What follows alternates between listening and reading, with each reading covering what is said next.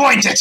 Quite disappointed! But let's not go ahead of ourselves, shall we? Let's start with the things I actually liked. Believe me, that's gonna be a short list. First, the United Republic as an idea. Though they shat on it in every way possible, I thought it was quite a neat idea, logical in its context. I even liked the style of it, even though I strongly disagree with such big technological advancement. Aang's death was essentially one generation ago. Where the fuck did they get cars? Where did the radio came from? Why are there fucking mechas? Why don't they have guns then? Gunpowder is known in the Avatar world. And before you start objecting, I am not against dirigibles. I am not against tanks, submarines, or other mechanisms. They work on magic. Hell, I am not even against the metal police dudes. However, technology doesn't work that way. Republican City should be somewhere 17th, 18th century technologically, not the fucking roaring 20s. Second, Tenzin, a real man and hero of the show. Aang's son and the new airbending master. Tenzin's balls are humongous and made of bronze. I'm kinda surprised why women don't get pregnant just by being near him. He and his family essentially deals with every problem by themselves.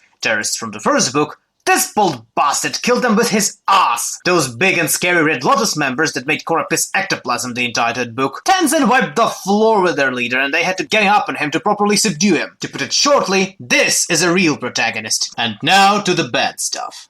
Told you it's gonna be a short list. First, the entire lore of the Avatar was just unceremoniously retconned. Turtles gave Aang the ability to bend energy. Pfft, screw that! Bloodbending worked only in full moon. Fuck that! The ability to conjure lightning could only be done by the most experienced firebenders, which were like 4 or 5 people in the entirety of the show. No one cares! Second, the plot. Let me retell it shortly. So we start with Korra going to this Republic City and killing a local terrorist cell. Then Korra kills Satan. Then Korra kills terrorists. Then Korra kills Hitler. You see the problem now. This is the basic mistake of an ignoramus. How could you so foolishly made it? After Korra killed Satan, the source of all evil in the world, do you really think that Hitler and a bunch of anime villains can make people care about Korra's fate? Ah, yeah, of course, she's a woman, so innocent and brittle. And of course, Korra. Korra is a terrible human being. There is nothing good in this character except her body. And even for that, you have to thank anime. Without it, she would probably look like some woodland monstrosity. Korra is the most banal and obvious Mary Sue I have witnessed for the last few months. You know, in anime there are a few similar characters, but even Umar and however the fuck that piece of shit from Cabaneri was named, bleak in comparison with this stupid cunt. From the first episode, the authors tell us that she is essentially a god. She can do everything, beat everyone, and is the best of the best. She is so special that after killing Satan, the entire Avatar line just ends, making her the first Avatar ever, bitches! And what's the most fucking offensive in this is that she never actually shows this superiority. Throughout the entirety of the show, enemies kick Korra like a blind kitten, even though with her powers, all of that should have ended kinda like this.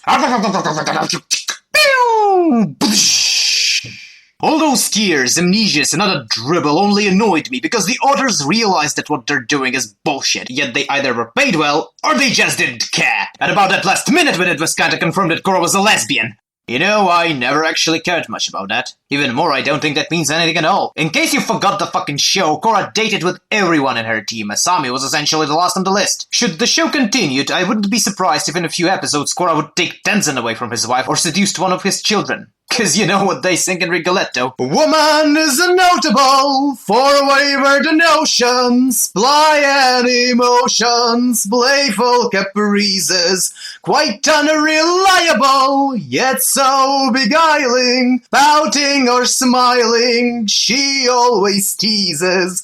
Woman is noted for wayward notions, pliant emotions,